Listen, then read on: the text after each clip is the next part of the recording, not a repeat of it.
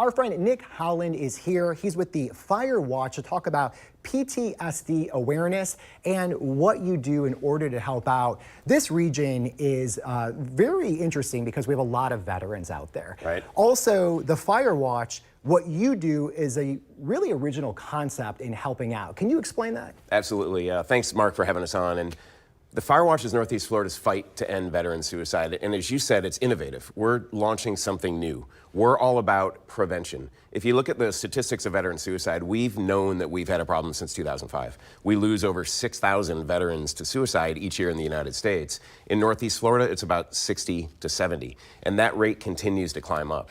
We're actually losing veterans at a rate 1.5 times greater than civilians. So we know we have an issue. But the treatment to date has been, or the solution to date has been treatment. You know, more money poured into mental health at the VA and what have you. What we're trying to do in Northeast Florida is a ground-up, community-based prevention program to get veterans the help they need before they slip into crisis. And let's talk about that because, again, it is a very unique concept. We're not talking about like one building and some specialists and people go there. Right. You're talking about raising awareness with the entire community, and certain people could step out and help out. You got it. We have 150,000 veterans in Northeast Florida.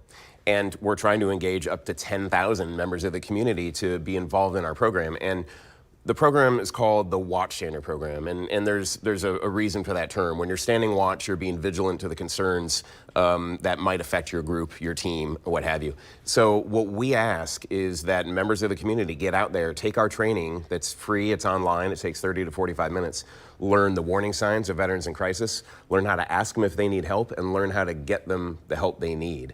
It's almost like CPR. You know, the earlier we can identify the signs and get someone help, the higher chance of survival we'll have. And for us, it's all about getting to those veterans again before they slip into suicidal ideation. And as you stated, here locally, over 150,000 veterans. So you need more than a program, you need a community, and that's why this works out. There's a lot of eyes that could be potentially out there that are trained to help facilitate this. Absolutely, and it's more the most public aspect of the programs we're launching is our Watchstander program. That's what's out there. That's a lot of what we're talking about in the press, putting out on our website.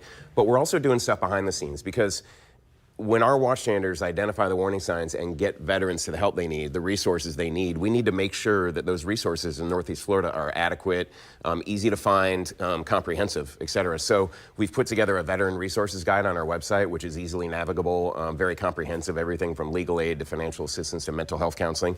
We're also running processes within our 5 counties to be able to see where we're weak in those resources available for veterans and how to channel money and attention to close those gaps. Yeah, and you know, one of the things I want to talk about is your background. So you're a veteran yourself. Right. You found your way into this. Can you talk about some of the struggles that, again, the average person, civilian, if you will, you might not be aware of this, but you are highly trained in totally different areas. And then all of a sudden you come back, you are now a civilian, and you have to figure out how to do things when that's not your background. You hit it on the head, Mark. I mean, if you think about it, the warning signs of veterans who become suicidal are the same as civilians. They're just exacerbated in veterans. So, you know, social disconnectedness, isolation, untreated mental health issues, financial issues, relationship issues. And if you think about military members, soldiers, you know, they've got their battle buddies.